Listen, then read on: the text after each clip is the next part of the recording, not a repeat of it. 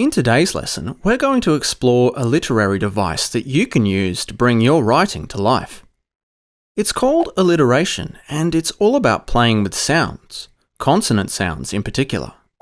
Here, have a listen to this. The colourful kite carved carelessly through the clouds. Notice how the k sound is repeated at the beginning of several words in this sentence.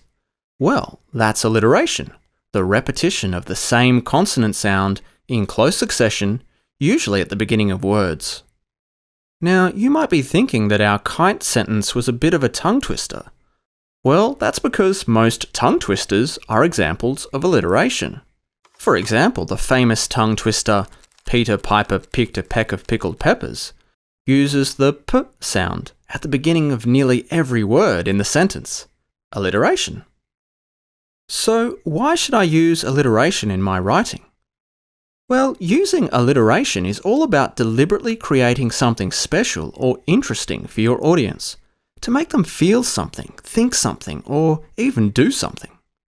For the sake of comparison, let's rewrite our kite sentence without alliteration and see if it's as engaging. The vibrant kite darted recklessly through the sky. This new sentence describes the same scene as our previous example, but it doesn't have the same sense of flow or rhythm as our original.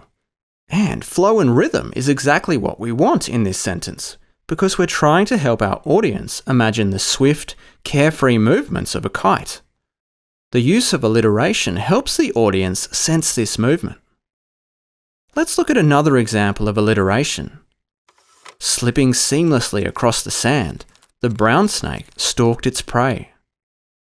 In this example, alliteration has been used to create an onomatopoeic connection for the audience.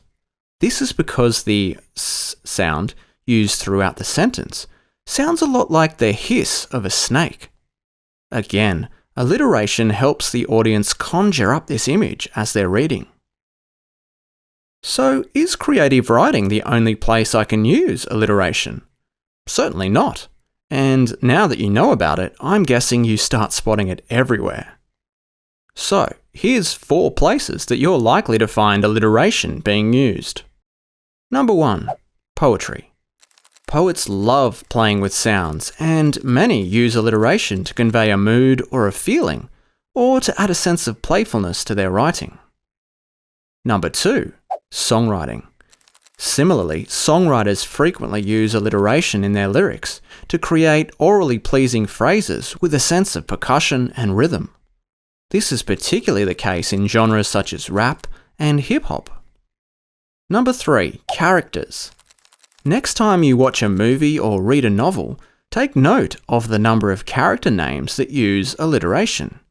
Mickey Mouse, Peter Pan, Bruce Banner, Lois Lane, and the Wicked Witch of the West use alliteration as a way of making their names memorable for the audience.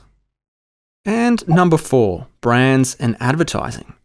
Speaking of memorable, businesses and advertisers want you to remember their product and will often use alliteration to ensure their brand rolls off your tongue nicely.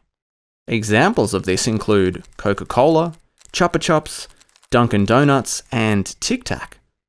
Advertising slogans and taglines are another place you will commonly find alliteration. Now, a word of warning. As with all literary devices, it's important to use alliteration in moderation.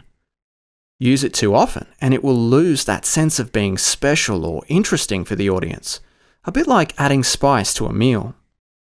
So, your task today is to practice writing some sentences featuring alliteration.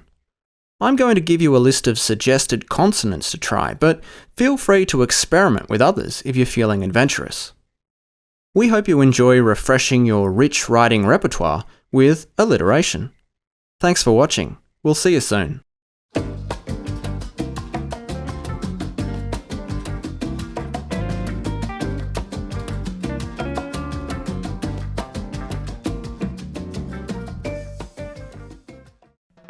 Hey there! If you like what we do here at Teach Wonderful, make sure to subscribe to our channel. You'll also find plenty of amazing teaching ideas, student worksheets, and merch over at teachwonderful.com. Thanks for watching. We'll see you soon.